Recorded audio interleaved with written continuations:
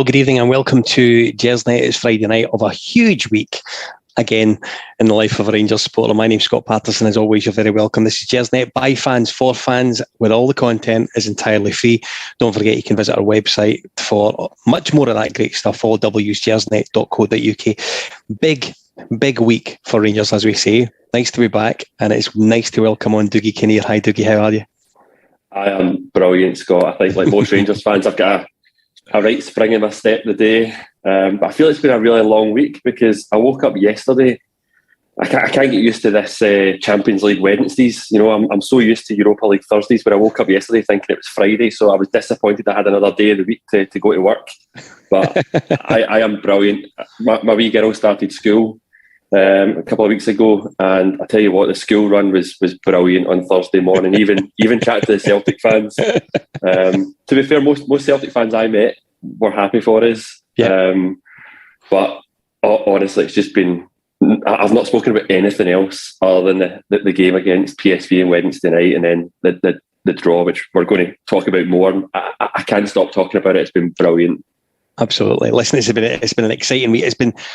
Do you know, it's easy to try and do a comparison of the European journey to Seville last season. Of course it is. It's where you naturally go after such a huge sort of journey we had last season. And journey is something we'll come on to a little bit later tonight. But just seeing our name get pulled out one of those balls on yesterday was really quite exciting. Listen, tonight, Dougie, we're going to cover the Morelos dilemma. We'll speak about that a little bit. We will look ahead, of course, as the preview to the big game at the weekend. I think it's easy to forget that we entertain Ross County Ibrox tomorrow, and we'll do a little bit about that. But I do want to take you back to the start of the week before we even sort of set our backsides down to look forward to the trip in Eindhoven. And of course, we had the issue with Morelos being told that he wasn't even going, not in the squad. Issues over attitude, diet, whatever you want to put it down to. At that point, before knowing what you know now, what's your reaction to that? Initial reaction, mate, was I thought it was an unnecessary distraction from the biggest game of the season, arguably the biggest game of the last decade. I know we had the Europa League final, but financially this was just massive. After we failed to win the Europa League, we had to get into the Champions League for taking that next step financially. So I thought it was an unwelcome distraction. We know Morelos has been here before with problems around attitude and fitness. Gerrard's managed it very differently to Gio. Gio's probably a wee bit more of a disciplinarian. I felt that Gio just had enough of Morelos' attitude and wanted to lay down a marker and say, listen, you're an important part of our team. We want you fit. Let's be honest, if Alfredo Morelos is fit and firing, he would have been the number one striker for that game against PSV. And going into it, I was actually of the mindset that we were going to really miss him. We were really going to miss the way that, you know, he played against Feyenoord a couple of seasons ago, where he was the talisman. He is our main man when he plays. And at that point, I'm thinking, well, we've just given our cards away to Ruud van Nistelrooy, where he knows that it's going to be Čolak up front. I think he said himself he thought he was going to start. But he knew that Morelos was not going to come on at any point, and at that point, I was pretty disappointed in the timing. Yeah. Listen, you made a couple of really good points there about just the bravery, I think, of Giovanni Van Bronckhorst. We've seen this as Rangers fans, of course, before. Walter Smith sort of drops Gorham, puts him on the transfer list. We remember when Mark Haitley and Maurice Johnston were developing a partnership, and Mr. McCoy finds himself nowhere near the starting lineup. So it's not unusual for us to maybe have an icon who suddenly disappears from the starting 11. My gut reaction was exactly as you. I felt it was a circus we didn't have to have at such a crucial point in our season so far, and we're still in August. I think it was really important that it was something that the club dealt with as soon as possible. I think there was maybe some contradictory stories in the world of social media going around about how it was sort of painted out to the remainder of the playing staff that were going to Eindhoven. However, decision was made, and it was a really brave one from Giovanni. Listen, on to the game itself, how were your nerves going into that on Wednesday night? Going into it, I was all right. So we were just chatting beforehand. We came on, and Frankie had said that he was confident. I'll be honest, I went in fairly pessimistic.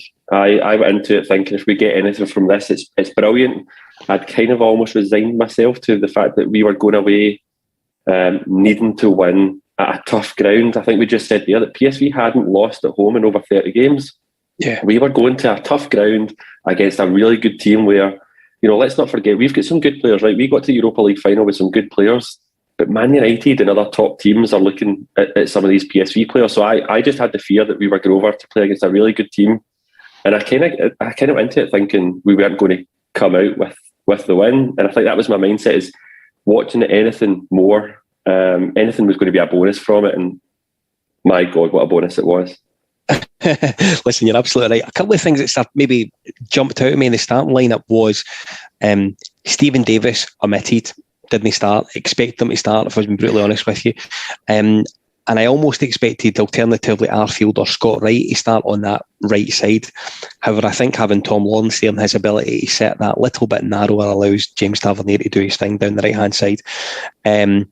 All that said, I felt on the evening itself, Glenn Kamara was absolutely magnificent. I thought he played really well. Yeah, he was a standout for me. There was a few players that really performed brilliantly, but going back to the team sheet, I was the same. I thought we were going to go a wee bit more compact, a wee bit more defensive.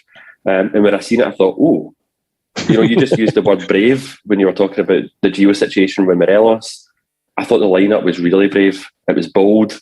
But one of the things about Gio is I think he's brilliant tactically. I really do. I think he really studies the opposition. He puts out a team to counter against. It's none of this Mark Warburton plan A. You go out and you play our game and you see how the opposition plays. Yeah. And I think he's always better when you're in a second leg, because I think he said himself before, he's had that first game to suss out the opposition, how they like to play, and it then allows him to go away and shape his tactics to counter it. So I'm really surprised at the team sheet. Kamara was surprised about. I don't think Kamara's had a particularly great start to the season, but no. that was him back to his very best. I thought in possession he's exactly what we need at this level. There's been a lot of talk about whether Kamara will still be here this season. Now that we've got into the Champions League, I think it would be madness to get rid of Glenn Kamara, because I genuinely think, when you're going to places like Anfield, the Johan Cruyff Arena, the Diego Maradona Arena, someone like Glenn Kamara is going to be really important because he can hold the ball. And I think when you're away from home and some of these grounds, he's going to be really keen. I think against PSV, he was brilliant. And I think one of the things as fans we were desperate to see him. One of the things we've spoke about is how when we go away from home, or how we went away from home last season, the performance in Dortmund was something to behold, and I think it's something that every Rangers fan will remember for a long time. We wanted a performance like that on Wednesday night. I think we got it. I felt we were really, really good. And Lundstrom nearly burst the net in exactly the same fashion as he had done in Germany last season, didn't he? I felt he put his laces through it a wee bit too much, to be honest. I think the way that the ball came back to him, he probably could have side-footed it. Yeah. It could have been a wee bit more finesse, but I think we created a lot of good chances from after about the first 10 minutes. I think they started really well. I think we were finding our way in terms of trying to press them and push them back, and it took us about 10 minutes to come into it. And once we did, I think that was one of the key moments where we actually started to come into the game. And I think despite what Liam McLeod says in BBC Scotland, I think it was a very even game against two very matched teams. I'm glad you mentioned Liam, because he clearly wasn't watching the same game as, I would say, probably even other Celtic fans that were watching the game on Wednesday night, to be perfectly honest with you. Listen, I have to be honest, I said to Frankie before we came on air that I felt PSV gave us a bit of a chasing for the last 10 minutes of the first half. I felt we looked really dangerous. Gave us a lot of difficulty, solely down to De Jong up front, who clearly looks like the player that we all know he is. He's played right across Europe in the highest possible standard. But they looked an entirely different team when they came out in the second half after he went off injured. I thought they continued to play to his strengths when he wasn't there, and I felt that played into our hands quite a bit for the start of the second half. It reminded me of Rangers. We have Morelos as our talisman last season.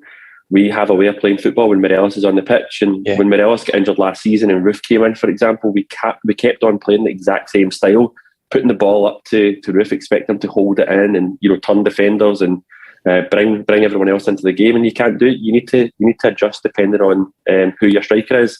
And I think you're right. At the end of that first half, they were putting in crosses to De Jong, and he was finding space in the box. He was on the end of them. One of them, McLaughlin pulled off a good save. It was right at him, don't get me wrong, but he had to be there. He put a strong hand to it.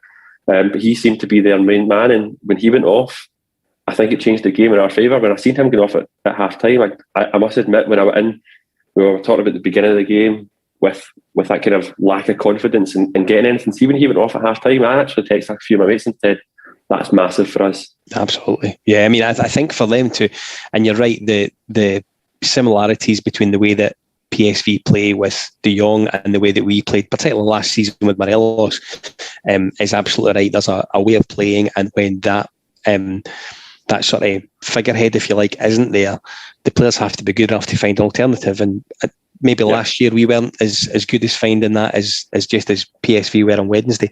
Listen, we came out the second half, and I thought we played really well. I thought we stifled them for a good part of the second half. I want to speak to you about Tom Lawrence, who I think has really settled in excellently.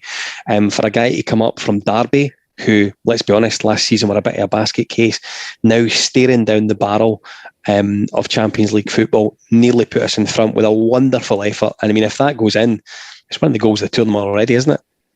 Yeah, brilliant control outside the box, first of all, to find the space and allow himself to get the shot away. Do you know, I actually felt like the shot was too perfect. It's one of those ones that he tried to curl it right into the top corner. If he'd maybe just mishit it a wee bit, I think he'd beat the keeper, and the keeper was not getting across to that side of the goal. Beautiful shot. I thought it was in. I genuinely jumped up. I thought it was in. But on Tom Lawrence, you mentioned that he's came in and he's settled in very well so far. I think that's what you're going to get when you sign 28-year-olds. When you sign guys at the peak of their career. I was a wee bit critical of Rangers when we signed Čolak, for example, because I was looking at it from a purely business perspective of you're signing a guy who's never played in British football. I thought he was going to have time to settle in our style of football, and he hasn't. But you're getting guys at the peak of their careers. Lawrence is a great example of a guy that he signed for Derby, £5 million, huge prospect at the time. He had a couple of off-field issues. Yeah. He seems to have knuckled down. He became the captain at Derby. The Derby fans rated him very highly. They were sad to see him go.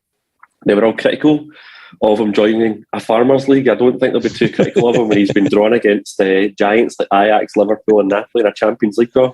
Yeah. Listen, I think you're absolutely right. As I say, when we signed him, I was a lot like a lot of the other Rangers fans. What is he coming up for? Where's he going to play? But I think we've seen a lot of really bright things from him. I've been really impressed with him so far, and I think of him, perhaps Tillman, who will come on to a second, and each of these guys I think will look really, really clever going forward. And I think with them having maybe the security guys like Lundstrom dropping in behind, Kamara, Jack, Davis, Scott Arfield, who can play that maybe slightly defensive role as well. I think it almost allows these guys to just do their thing, which I think is really impressive and important for us this season, more so now that we are into that next stage of the Champions League. Tillman is another one who has been really good, vital to the way that we're playing just now with that high press. And of course, if he's not around on Wednesday night, who knows how the discussion goes. He just makes a nuisance of himself. Nice wee switch, and Čolak's there with just such an important goal. It's an incredible moment. Do you know, see on the press from Tillman, I seen on Twitter, I don't know who it was, I think it might have been Rangers Review, had studied that that was actually the second time that we tried that. We tried it on the same player. I think it was Romalo, who's a centre-back for PSV, who eventually gets subbed after that point. We tried it in the first half as well. We'd clearly worked on that, and that goes back to the whole Gio tactics piece for me, is that Gio had clearly worked on that, targeted him as the weak link, knew that we should press him, and Tillman did. And it was an easy tap-in for Čolak after great work. But on Tillman, I don't know what the money is that Bayern Munich have agreed for us to sign him permanently, but I think we should just pay it just now because, when I'm talking about Lawrence and Čolak coming in at the peak of their careers and hitting the ground running, see, for a young lad, I think there's only something like around a year difference between Tillman and Lowry, for example. Tillman and Tillman for football round running guy who's came from a different country style of football. He's running his, I think it's really exciting to see how he can under our stuff who will be the exact when back. We have a kind of players, the very players. To see how much developed and how you can get on G when coaching team. Listen, I was getting a wee connection problem with you there, Dougie, but it might very well be my system, to be perfectly honest with you. So we'll try and work through it. Listen, it would be remiss of me not to mention our partners on the podcast. We've obviously got 3 partners that are looking after this season. Big hello to Football Prizes, Forrest Precision Engineering and Zenith Coins. In particular, Football Prizes just now have just drawn, of course, their winner for the Legends top. It was drawn yesterday. Cracking, beautiful signed top from the Legends game in February, I think it was, when we played AC Milan. All the obvious people signing that. The new Football Prizes gift is a belter. All the W's, footballprizes.co.uk, £3.95, and it's a Paul Gascoigne signed top. Really nice memento of the great man himself. If you can check them out, I recommend you do. Again, that website, www.footballprizes.co.uk. Jump on and have a look if you can. Dougie, I'm curious to know what your reaction was like when that final whistle went. Sheer emotion. Can you hear me okay now? I can hear you perfectly, buddy. Yeah, absolutely. Good man, it was me. I can see in the comments it's my robot sound there.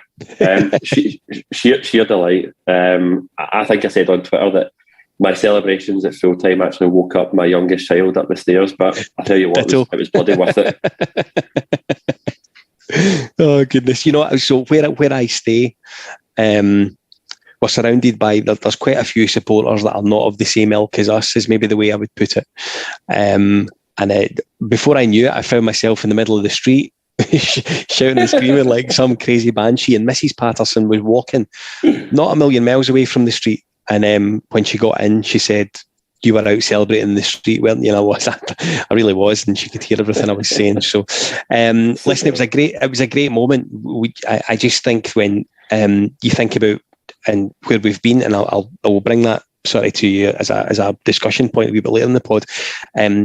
It was a huge moment to know that we've done it, to know that we've got there, to know that your visits to Ibrox, going to watch Elgin and sort of guys that were going out to work at Ineos at night, and just that everything just came together for me on Wednesday night. It was a superb moment, and listen, if we get another couple of moments like that over the next 6 weeks or so, I'll be absolutely delighted.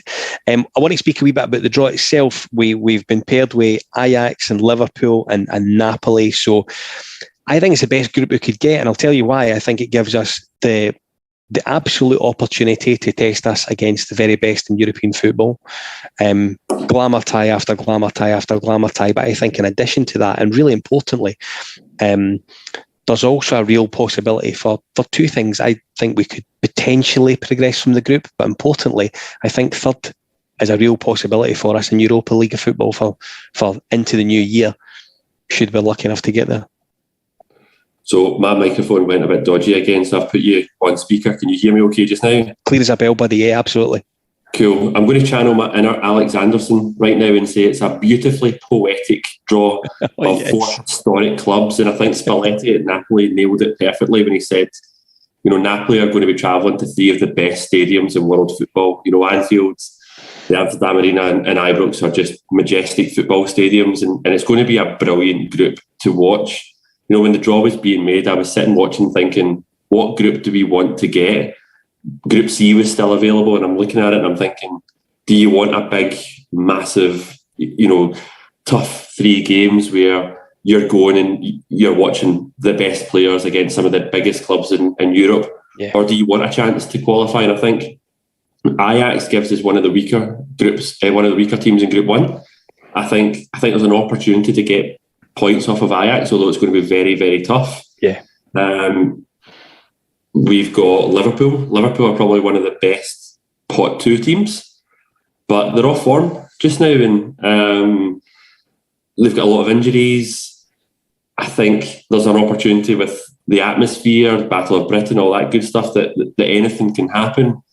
And Napoli, Going over to Italy is going to be tough. They're a very good team. I think a lot of people are overlooking Napoli and focusing on Ajax and Liverpool. Napoli are a damn good side as well, and I've got a lot of very good players.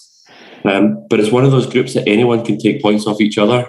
If we can maximise our points at home with the Ibrox atmosphere and all that good stuff, I genuinely think we've got a chance of doing okay in the group. And my mindset going into the game was we're a Europa League team, but we could do with the finances of the Champions League. Yeah, we're getting the finances of the group stages. If we get that and then we finish third and we go into the Europa League, then whereabouts is it? Budapest the finals held? Then I'll be booking my flights early for Budapest because I wouldn't mind dropping down to the Europa League as a worst case scenario. Listen, I think you're absolutely right, and it speaks to, I think, third place is quite possible for us to get there. I mean, I really do. I personally, I think that Ibrox becomes a completely and I don't want to go all Yanis Hadji on you, but Ibrox becomes a completely different place on European nights. It just does. And as I say, I don't want to say the obvious thing, but it becomes a different proposition, even for fans. Imagine what it's like for players, for goodness sake. Of the 9 points that are up for grabs for the home ties, I think we could get 6. I fully agree with you on Ajax. They were the weakest of the top pots, I think.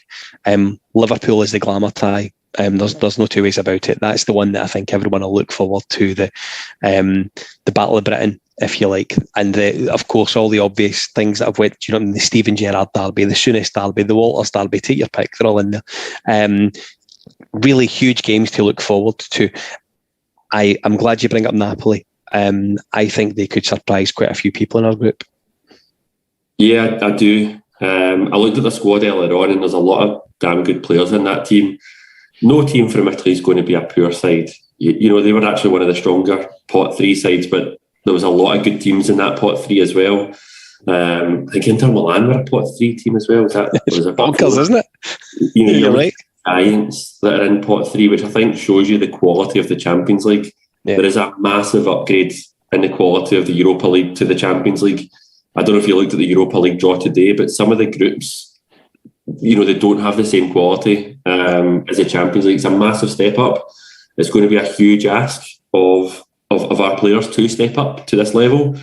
But as I've said before, we became a Europa League team, and it was important for us to make that step up financially so that we can try and make the step up to a Champions League side. And it'll be interesting to see what happens now, because we've got more money in the bank than I'm sure we accounted for.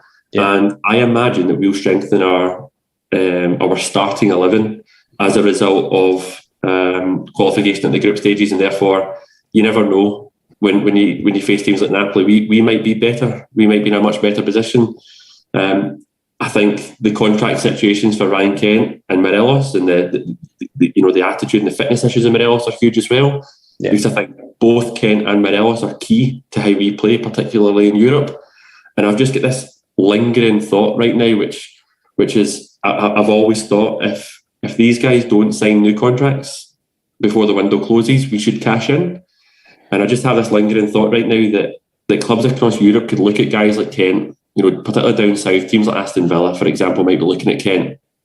Sevilla, Leo, all these teams of Porto have been looking at Morelos. They might stick in a cheeky wee low ball offer, but a low ball offer like £10 million, for example, for Kent, or £8 million for Morelos, around those figures, we might have to accept. We might have to accept £8 million rather than losing guys for nothing. That then allows us to go and spend that money on strengthening and bringing somebody else in, but we then lose key players. So, I think Gio himself said it's going to be a really interesting end to the transfer window, and I genuinely think it is. But I think as part of that, I think the contract situations for Kent and Morelos are key. Yeah, fully agree with you. Listen, before we move on to the Ross County game tomorrow, which is really what we're here to discuss, I have to say, was there anyone we didn't get that you would have liked to have drawn? I hate to say this, right, because they drew them. I wanted. I know that. My dad and I went across to Seville for the Europa League final. I don't have a lot of holidays left. Across there after family holidays, I would have been prepared to cancel a couple of holidays remaining the rest of the year, but my wife can't hear me right now. if we'd got Madrid for a couple of nights in Madrid to go to the Bernabeu. It's a stadium that I've always wanted to go to. They're the Champions League winners. It would have been brilliant to have seen guys like Benzema. We've seen him when he was at Lyon. He was outstanding in his younger years. It would have been brilliant to see him again at his peak and kind of at the end of his career. But I wanted Real Madrid. They were the big draw for me. But I've warmed to our group. I genuinely think our group's exciting. I think we can get points from this group as well. It's exciting. Yeah, listen, I fully agree with you. And sort of privately, I think I would have quite enjoyed seeing Real Madrid rock up Ibrox as well, I have to be honest. However, I think has been stated today by Klopp and the Napoli manager, said there's something really authentic about our group. And it's 4 proper football clubs, so we look forward to that starting. Listen, before we go into Ross County, I mentioned Zenith Coins earlier on. They are, of course, the official suppliers of the Rangers Club coin. Each gold-plated coin has a unique serial number engraved on the outer rim and comes complete with a certificate of authenticity. It took me a while to get that right, let me tell you. Many Rangers legends have a copy of this. McCoy, Derek Johnston, Big Marvin has one, the world's strongest man, Tom Stoltman, has one, and of course, the world's best chef, Gordon Ramsay, has one as well. So get yourself on there, own one of these coins. They are at www.zenithcoins.co.uk. Dougie, Ross County surprised quite a lot of people last season by finishing top 6, and I think a lot of people have got lost in maybe the furore of Malky Mackay coming up here and doing his bit. However, like or not, he's done a bit, and he's turned them into, I would suggest, quite a force. Yeah, Malky Mackay is an experienced manager.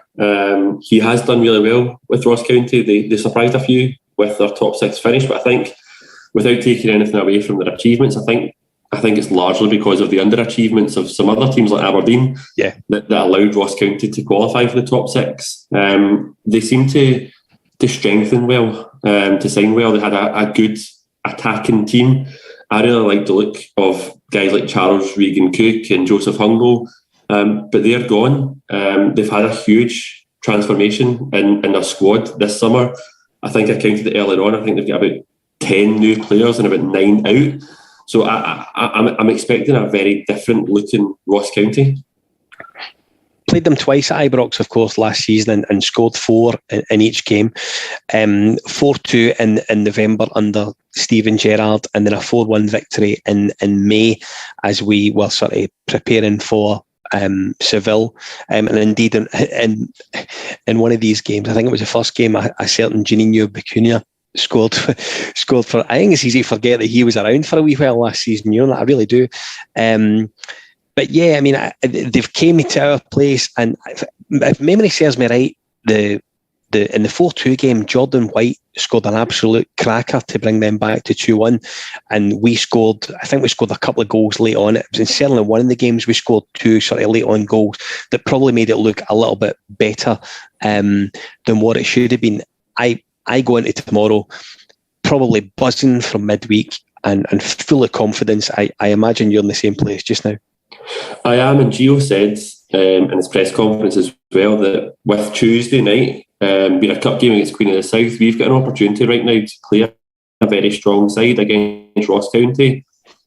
So I do expect a very strong team to be named. I couldn't see if Frank had named a team on the podcast, but I'm kind of hoping that we don't go with 2 holding players. I think we only need the one, probably Lundstrom. We probably don't need Kamara in this game. We mentioned Lawrence earlier on. I think Lawrence gives you versatility. I think we might see a midfield of Lundstrom, Tillman and Lawrence and really take the game to Ross County.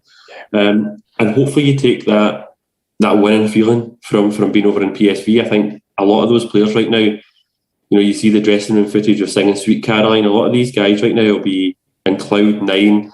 Their confidence will be sky high. Trolax in particular, he's currently averaging a goal a game. He'll be flying right now, and they'll just want the next game. So I reckon tomorrow can't come quick enough for our players, and I'm kind of hoping, you touched on the 2 previous games at Ibrox, we scored 4. We did concede. You mentioned Jordan White's. We conceded 2 sloppy goals in the 2 games as well because they've got a high press. Yeah, I'm expecting us to go and score a similarly high number of goals tomorrow against them. Yeah, and I think you're absolutely right. I think to to come off the back of what we've done midweek, there's a real opportunity for some of these guys to go and empty the tank, perhaps in the knowledge that they may get a night off on Tuesday. Listen, Gio said today that Kamara is out. Morelos obviously won't be involved. Lundstrom has had his ridiculous red card from last weekend knocked down to a yellow. We know that Alex Lowry is missing. It kind of takes me on to a wee bit I want to do on refereeing and officiating and generally that we've seen in this week from a Rangers supporters' point of view. Lundstrom last week was a disgrace. Don't think I want to cover too much about it. However, I do want to speak in a little bit of depth about the Alex Lowry tackle that we've seen midweek. Just absolutely an outrageous challenge, a terrible tackle to be seen at any level. I've coached under 12s before, and I think if I seen that in an under 12s pitch, I'd be sort of saying the laddie, right, pal, off you come, because you need a bit more training as to how you tackle properly. Horrendous. And the thing, Dougie, that I think jumps out at me has been the biggest problem is that our refs clearly don't know the rules, because he got a yellow card for that, the boy Love, and Lundstrom got a red last weekend for his challenge. It's just incredible what we're seeing just now for the match officials. Yeah, definitely, Scott. And the inconsistencies were clear within that one game against Hibs, because the Doyle Hayes challenge for me was worse than Lundstrom's. Correct. One's a yellow, one's a red. So referees need to make up their mind and be consistent with rules. But, we're talking about Ross County here, and actually Ross County versus Kilmarnock, the same match day 4, same day as the Rangers game, is probably the only game that's going to compete is the worst refereeing performance that you'll see of any game in Scottish football. Yep. There was 2 absolutely ridiculous challenges in that game that were both given yellow cards. And that's the inconsistency, but it's also the lack of protection. See, when you go back to the Dumbarton game and the Alex Lowry challenge, for me, that sums up Scottish football, and it infuriates me that we've got this hugely talented, technical young player who's a standout. He's got his hat-trick. He's a standout in that game. And there's a hammer thrower in the Dumbarton team that's, let's be honest, right? So he's made post-match comments. The Dumbarton manager's made post-match comments all about how it's an accident. He didn't mean it. You see challenges like that up and down the country every single weekend. The Dumbarton manager actually blamed Alex Lowry for his footing. For me personally, what that was an experienced pro raging that they'd just been pumped off a bunch of kids. Yeah. And he's lashed out at a teenager. And there's photos doing the rounds just now of Alex Lowry on a pair of crutches with a brace. Gio's also said today as well he's going to be out for a good couple of weeks. It's scandalous that a young player who had a tough summer because he got injured over the summer and was using the B team football to get back up to speed. And David McCallum was talking about him getting back to his best and ready to step back into the first team. But he's been set back again because of some nobody in Scottish football who's taken the opportunity to just smash a teenager. Listen, you have to say as well, I mean, the one thing that jumps out at me and did in the first instance was that if Lowry's leg is planted into the turf, he's missing for 18 months. You're not seeing him for a long time. And you could argue that he's young and he's got that development in his side and this, that and the next thing. It's a horrendous tackle and it could change the path of his career entirely. We've seen tackles like this previously with Ian Durrant. So we're very aware of how that sudden tackle, that sudden awful tackle can completely change the boy's career. And I think you're right. It speaks to, do you know what I mean? Lowry's a huge prospect. There's definitely bits of his game that he needs to refine and change and improve on. However, the raw ingredients are there, and he's a player that I think as a Rangers support we should be really excited about. As Scottish football, I think, should look at Alex Lowry and think, my goodness, he could really turn it on for us in future tournaments if we ever get our finger out and sort of get to these places. I just thought it was a two things: horrendous tackle, and it was a horrendous insight into just how bad the refereeing is in this country. Surely it's the same laws regardless of whether you're doing a B team game or a top level SPL game. It's incredible that the decisions are wrong in each level. See when you watch that footage back of the Alex Lowry, the Ali Love challenge on Alex Lowry, you can kind of understand why the referee missed it to a degree, because he's running directly behind Love, so you can't see just how bad the connection is. The linesman is standing right beside it. He gets the full angle of what is an outrageous challenge. It's an assault on him. So yes, it's officials in general. It's these guys following the rules, but it's also, for me, sometimes you don't need to know the rules. You look at that challenge, and everybody that looks at that, anyone in that ground, anyone watching that footage, just knows that's a horrific challenge, and it's a straight red all day long. Yeah, absolutely. And the thing that makes it maybe that little bit more frustrating is that we are approaching a time, and we now know we're approaching a calendar of games where Alex Lowry would probably be champing at the bit for a game. Tuesday, for example, you would potentially have seen him at some point. And if guys like McCann and Adam Devine are involved in some way, shape or form on Tuesday, it'll be really frustrating to know that Alex Lowry probably would have been there or thereabouts, but can't because of this clown that we've had to see this week. So listen, hugely frustrating for the support for the club, for Alex Lowry in the first instance, and whatever is going on there. We wish him a really, really speedy recovery. Before I speak to you, Dougie, about the Alfredo Morelos situation, what's your prediction for tomorrow, Ibrox? 4-0. Yeah, listen, I think that's fair. As I said earlier on, I think we can take goals off them tomorrow, 100%. I fully agree with you. I think Cholak will take his form in. I think he'll score again. There's a few other players just now that are on good form as well. I think they'll score a number of goals, and I think we're looking pretty solid at the moment. One of the things that I said at the beginning of the season, I was on the very first podcast of the season, and I said that James Sands was going to surprise a few people this year, and I think with the likes of Suter and Davies being missing just now for different reasons, I think James Sands right now is putting in a very good shout to claim that central defence spot beside Connor Goldson. I think we're looking pretty good at the back, so I wouldn't be surprised if we keep a clean sheet, but I'm expecting goals. Yeah, absolutely. And listen, speaking of goals, Frankie's been whispering little things in my ear, as he tends to do. Rangers under-18s have beaten the Celtic under-18s this evening 3-1 at the training centre. So listen, just the superiority continues is all I would really want to say on that. So, see, on that, you were talking about the B team and who could be involved in future games. Yeah. I used to go to quite a lot of the Colts games back in the day, and I tell you what, this B team's special. Yeah. I've seen Frankie put a question in the chat around whether Lovelace will be involved in some capacity at the weekend. It would not surprise me in the slightest if some of these B team guys were involved on Tuesday.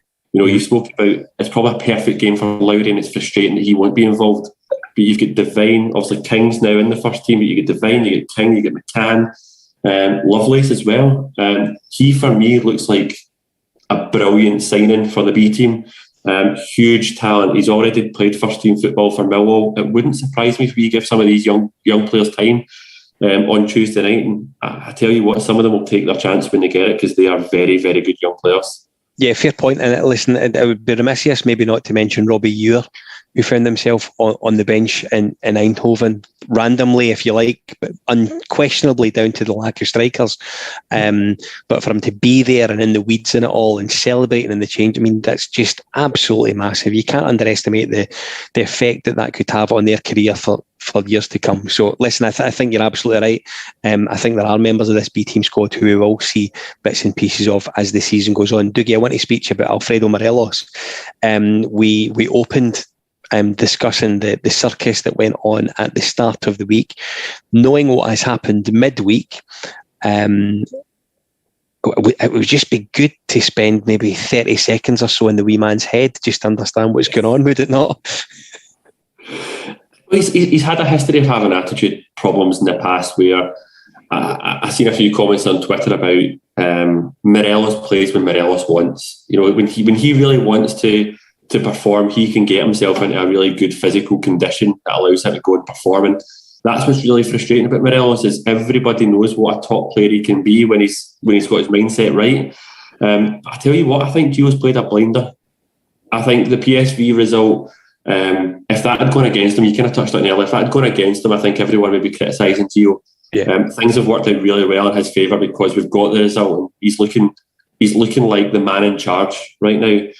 But that's got to be a rocket up Alfredo Morelos' arse right now. He's got to be sitting at home right now watching Rangers qualify for the Champions League, watching the squad in the dressing room singing Sweet Caroline, having a party. he's got to be there right now licking his wounds and thinking, I want to get back involved in this, because since the day he joined, he spoke about his desire to play in Champions League football. Yeah. So Gio was asked a question by Sky Sports News earlier on around what does Alfredo Morelos need to do to get back into your squad, and he kind of suggested he's doing it right now. And on the day of the announcement, I think it was a Tuesday night, Morelos was in the gym. So I'm kind of hoping that with the result going in our favour, qualification of the group stages, Morelos being suspended gives him an opportunity to really knuckle down over the next couple of weeks and get himself fit and back on the bench for the Celtic game. And then you never know, there could be a game where we need that different striker. It could be away to Liverpool, for example, and you bring him back in. Let's hope we get the buff back to his best and the player that we all know he can be. Because I tell you what, if we are going away to some of these grounds, we could really do with his style. Do you think there were, and I think I know the answer to this, but do you think there were elements of the support that were potentially prepared to bail on him this week? I don't know. I don't think Gio was looking for any excuses. I think Gio's shown that he's in charge right now. Yeah. I think a lot of supporters are very opinionated on the matter. I think we look at Alfredo Morelos and recognise what a huge contribution he's given to this football club. He is our all-time European leading goal scorer. That's a huge and fantastic achievement for a guy who's only played in Europe for 3-4 seasons. Yeah. I think a lot of Rangers fans have got a bit of an affection to Morelos. They want to see him do well, but at the same time, if your attitude's not right, we've seen it for Man United against Liverpool. Erik ten Hag, another Dutch manager, dropped Cristiano Ronaldo, one of the greatest players of all time, and Harry Maguire, the Man United captain, because he didn't think their attitude was right. Forget what the fans think. See if the manager can see that in training, can see that they're not, putting in the effort, they're not showing the right attitude, the right behaviours. Let's drop them. Let's be ruthless. There's no point in putting a guy on the bench who's not able to come on and contribute. So go back to my comments. I think Gio's handled it very well. But I am very, very confident.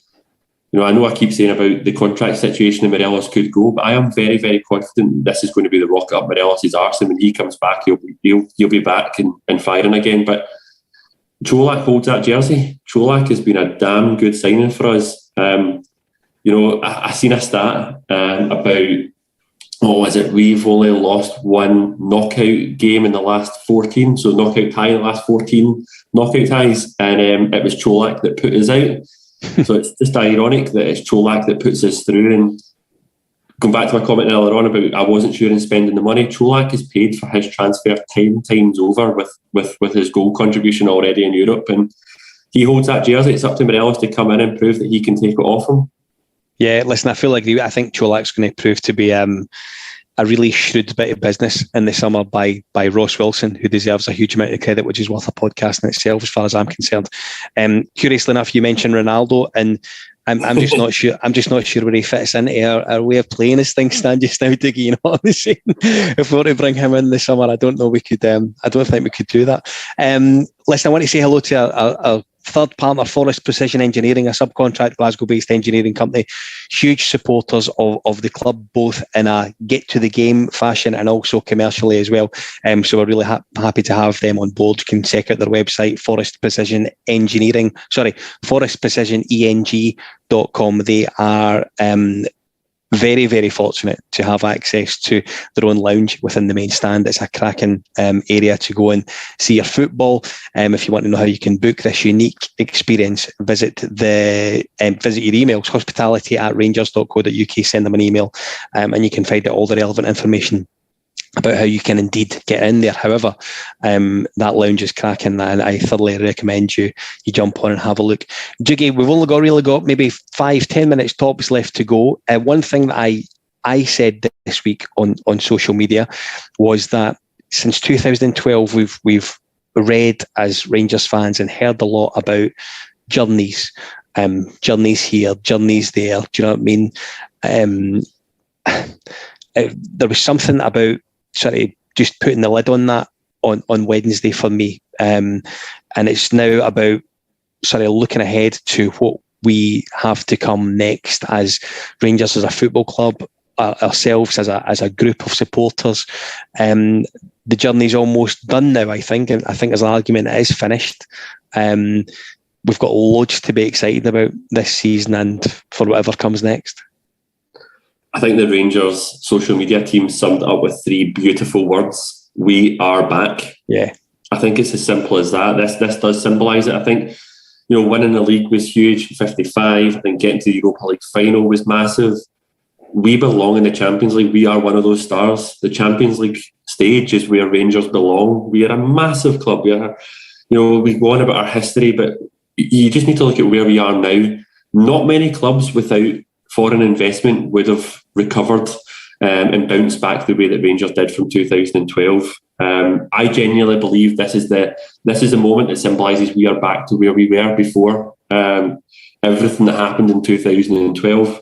I felt there was a lot of chat about whether UEFA should play the Champions League theme music for qualifying games, and I felt like a wee lump in my throat for the PSV game at Ibrox when I heard it. I tell you what, see, when we're at Ibrox and that Champions League tune plays again, whatever the first game may be, I reckon I'll cry, Scott, because it's where we belong. I'm so happy. I am over the moon that we are back, and it's a hugely exciting time. But we had to get back into the Champions League.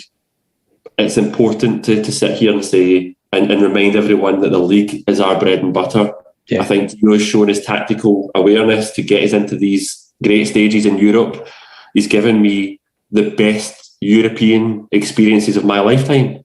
The last 12 months or so has just been beyond my imagination.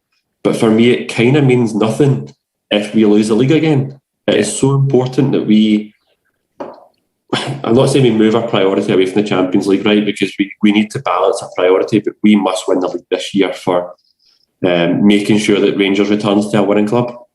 I think the Scottish Cup win at the end of the season really cemented that for me. We win cups, we win silverware. We're back in the Champions League. We're back where we belong, but we need to keep winning that league, and I want that league trophy back inside Ibrox for when that new museum opens. Yeah, listen, I think you're absolutely right, and you put a lot of things that I think people listening tonight will instantly resonate with the moment about having the pineapple in your throat for when the music was on against. I can absolutely associate with, and for that first game, I think the week after next. My goodness, it's so soon. Whoever that's against, I think there will be real emotion at that, because do you know, a lot of people put us down in 2012. Many people were delighted for us to be nowhere near them, and delighted for us not to challenge, and delighted for us to suffer. But you're right, Rangers are back, and we're back where we deserve to be, and we're back where we should be. Listen, Dougie, I've really enjoyed being on with you tonight. Thanks for coming on. It's good to see you, my friend. Yeah, it's a pleasure, Scott. I hope you have a good weekend, and I hope we're all celebrating after tomorrow's game. Fingers crossed, absolutely. Listen, we should say on Sunday night for the Ross County Review, Colin Armstrong is back with the chief football writer of the Glasgow Times, Chris Jack, and also a really exciting debut, I have to say, for Gersnet, the podcast group are really excited to welcome Catherine Hill, the Rangers ladies captain, to the podcast. Huge part of the Rangers ladies setup just now, and of course they are going for Champions League football as well, so it's a huge time to have Catherine on. We appreciate her jumping on with us on Sunday night. We look forward to get her input to the game, and hopefully it'll be 3 smiling faces as always on a Sunday night. Have a great weekend. Good luck to Rangers tomorrow. Thanks for watching. Good night.